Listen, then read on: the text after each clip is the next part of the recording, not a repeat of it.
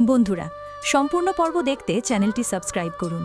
কুসুমের সামনে এবার ফাঁস হয়ে গেল মেঘার আসল রূপ।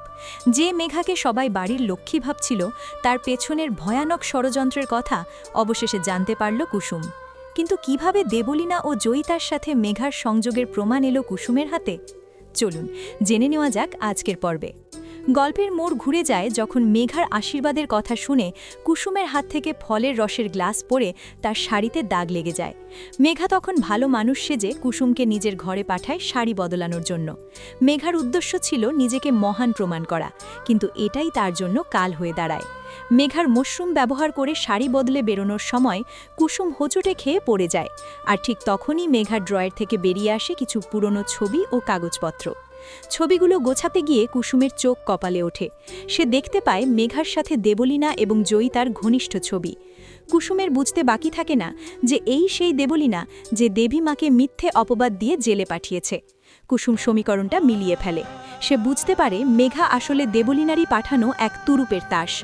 গাঙ্গুলি পরিবার এক বিশাল বিপদের মুখে দাঁড়িয়ে আছে। কুসুম নিশ্চিত হয় যে ছোট সাপ বা আয়ুষকে মেরে ফেলার ষড়যন্ত্র করেই মেঘাকে এই বাড়িতে ঢোকানো হয়েছে। মেঘার এই ভালো মানুষই পুরোটাই একটা সাজানো নাটক। তবে কুসুম তখনই নিচে নেমে সবাইকে সব কথা বলে দেওয়ার সিদ্ধান্ত নেয় না। সে জানে এই মুহূর্তে মেঘাকে সবাই অন্ধের মতো বিশ্বাস করছে। দেবলীনার ক্ষেত্রেও একই ভুল হয়েছিল। প্রমাণ ছাড়া কথা বললে উল্টো তাকেই দোষী সাব্যস্ত করা হবে।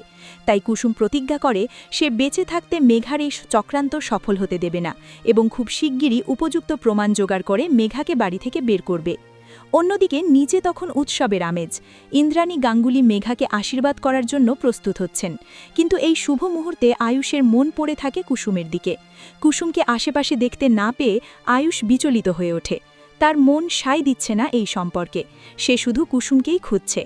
এখন প্রশ্ন হলো, আশীর্বাদ শেষ হওয়ার আগেই কি কুসুম কোনো প্রমাণ জোগাড় করতে পারবে, নাকি মেঘার পাতা ফাঁদে পা দিয়ে বড় কোনো ক্ষতির মুখে পড়বে আয়ুষ? কুসুম ধারাবাহিকের টানটান উত্তেজনার পরবর্তী আপডেট পেতে আমাদের সাথেই থাকুন।